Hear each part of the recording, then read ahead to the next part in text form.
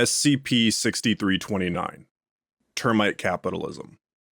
Object Class Euclid. Special Containment Procedures. Due to its immobility, Site-6329 has been constructed around SCP-6329. The perimeter around SCP-6329 has been fenced off to prevent unauthorized access. All exploration and testing of SCP-6329 must receive approval from Project Director Dr. Jack Kuhn. Site-6329 houses Task Force personnel prepared to exterminate potential threats emerging from SCP-6329, as well as personnel equipped for future exploration. In the event that SCP-6329-A instances emerge from the mound, they are to be forced to retreat back into the colony under the threat of firearms. Site-6329 houses a group of researchers, Termite Talkers, focused primarily on communication with instances of SCP-6329-A. The investigation is currently ongoing. Internal exploration of SCP-6329 is to be primarily conducted by drones. Description: SCP-6329 is a colossal termite mound located in Redacted, Georgia, spanning over 180 meters in height above ground and an unknown measurement below ground. Similar to a standard termite mound, the construction of the structure appears to be a mixture of soil and termite saliva. Contrary to non-anomalous termite mound, however, the exterior is exceedingly durable and sturdy. All attempts at acquiring a sample of the exterior have resulted in failure. The structure appears to have several entrances located around the perimeter of the mound, all of which are on ground level. The entrances, which take the appearance of hollowed-out 2-meter-tall hallways, lead deeper into the interior of the termite mound with pathways that branch out to different sectors. As the paths lead deeper into the mound, the construction of the interior becomes more advanced, with concrete, brick, and steel walls slowly replacing the dirt walls. Laboratory analysis reveals that the material in these walls is not traditional concrete or metal, but rather an unknown type of material with near-identical properties. SCP-6329's interior appears to take the form of a massive modern office building, housing an unknown number of floors, comprised of several different types of rooms, ranging from open areas containing dozens of cubicles to break rooms. Some floors hold what appears to be hundreds of individual dormitory rooms, the interior of which all contain a large bed and bathroom. In the intersections of the dormitory floor hallways, what are presumed to be cafeterias and restaurants are spread over large food court areas. The interior of SCP-6329 includes advanced technological devices such as computers, phones, air conditioning systems, lighting, and the internet. The means by which these utilities function is unknown. SCP-6329 houses large termite-like creatures designated as SCP-6329-A. SCP-6329-A instances are capable of standing on their hind legs in a bipedal position at an average of 185 centimeters tall, but appear to prefer to traverse the colony while walking on all 6 legs. The entities are able to stand on their hind legs for an extended period of time. SCP-6329-A instances appear to be sapient. It is concluded that SCP-6329-A instances are not only capable of basic cognitive skills, but also have the intelligence level of adult humans. See Addendum 6329 1.3 Phone Call Transcript. Attempts at communication with 6329-As have largely been ignored, and as such have been deemed failures. SCP-6329-As tend to follow a specific schedule. The schedule varies from termite to termite, but a majority tend to follow a certain pattern. This pattern has been described below. Between 6 a.m. and 7 a.m. 6329-A will awaken and exit their dormitory chamber.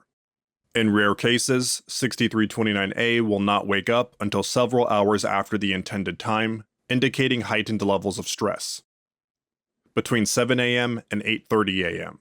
6329-A will usually enter a cafeteria area, trading an unknown amber-toned substance for plants, wood, and other cellulose items.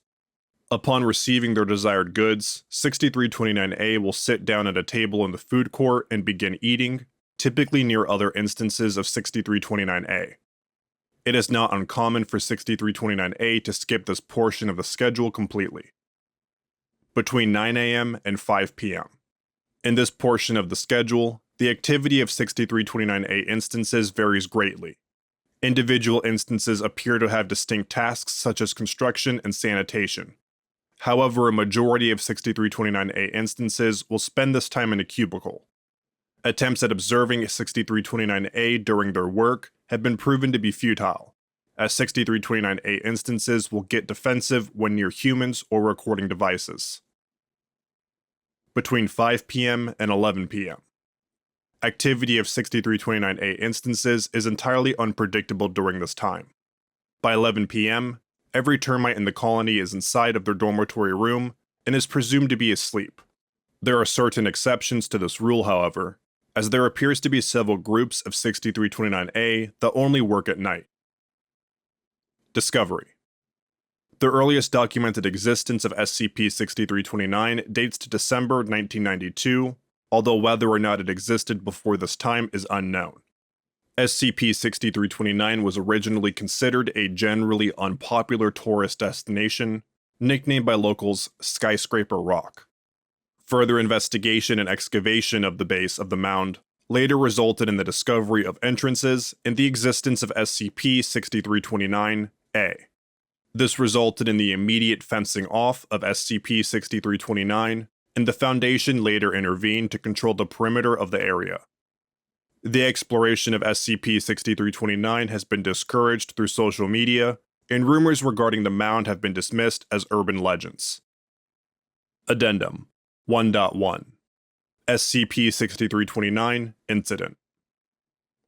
On June 2, 2020, an armed task force was dispatched to explore the interior of SCP-6329.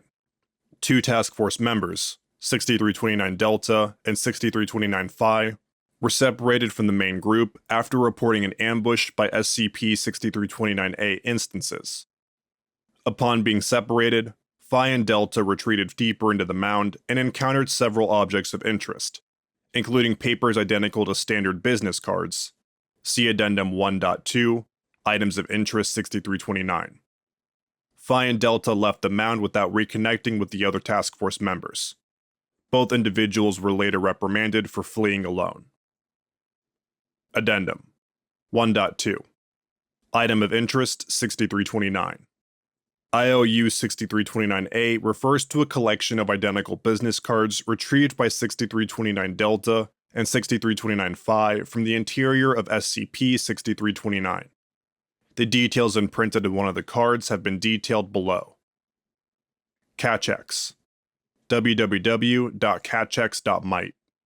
Brad Norton, 455612. Tax Supervisor. Redacted, Georgia, redacted. Telephone, 229, redacted.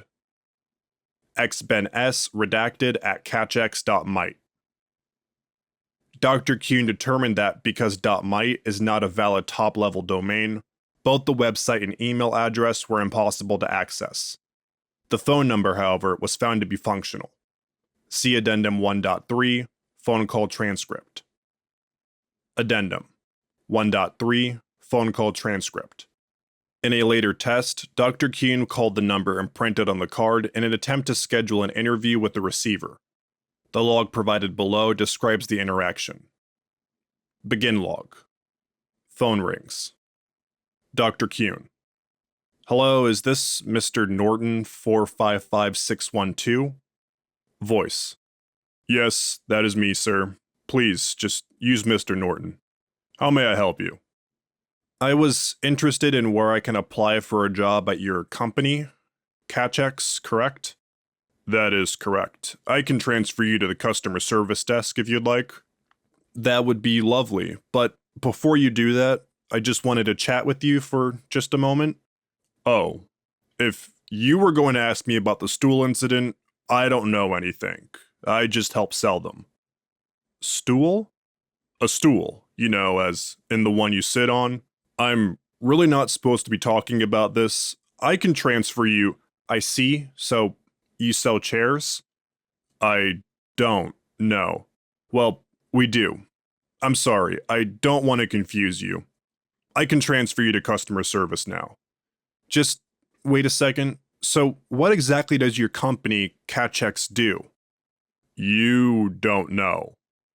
I don't mean to sound, condescending, but we're pretty big. I do not. I just happen to have this business card with your information on it. What? How? I don't think I've handed mine out at all. You shouldn't have that. This isn't about the card. I just want to know what your company does. Sir, we sell property and furniture. I see. Interesting. Is it? Say that I wanted to purchase some furniture. How would I go about doing that? Well, you go to the website. Right now, we only do remote delivery. You just sign into your account, add your desired items to your cart, and the site does not work. Huh? It's not a valid domain name. It can't be accessed. Our servers aren't down right now. Are you sure you're connected? Connected? Yeah. Do you have a solid connection? What do you mean by connected? There is a brief pause. Can you excuse me for a moment? Alright. A second voice can be heard on the other end. Voice 2. I'm sorry, sir. Can you please state your name? My name is Edward Pitt. Who is this? Okay, Mr. Pitt, do you mind telling us a bit about yourself? Why? We just want to know a little bit about you. Will that be an issue for you? I suppose not. Wonderful. I'd like to start by introducing myself. You can call me Jody. Forgive me for being nosy, but what happened to Mr. Norton? He has some important clients to talk to right now. I'm a customer service worker, so he had you transferred to me. I see. Alright, let's begin with an easy question. We are over the phone, so I can't get an actual look at you. What are you? What am I? Yes. I can't answer something that broad.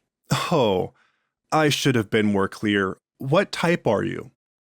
I'm sorry, I still don't know how to answer that. If you were to describe yourself, what would you say? Are you the kind of bug that prefers to work alone or in larger colonies?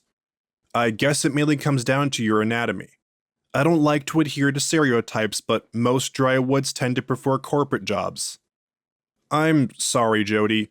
Forgive me for interrupting. I don't mean to sound rude, but what are you?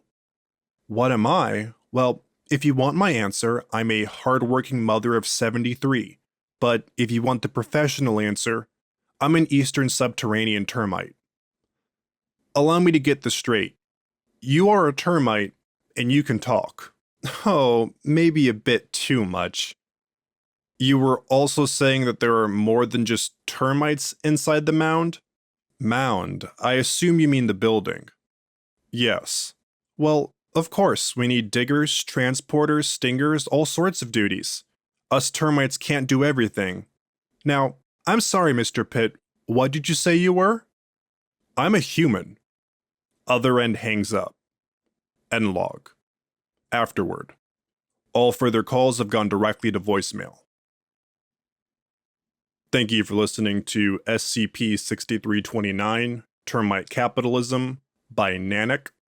If you enjoyed this SCP, please like and subscribe, and follow the link in the description to the SCP Wiki, and vote to support it and the SCP Wiki as a whole.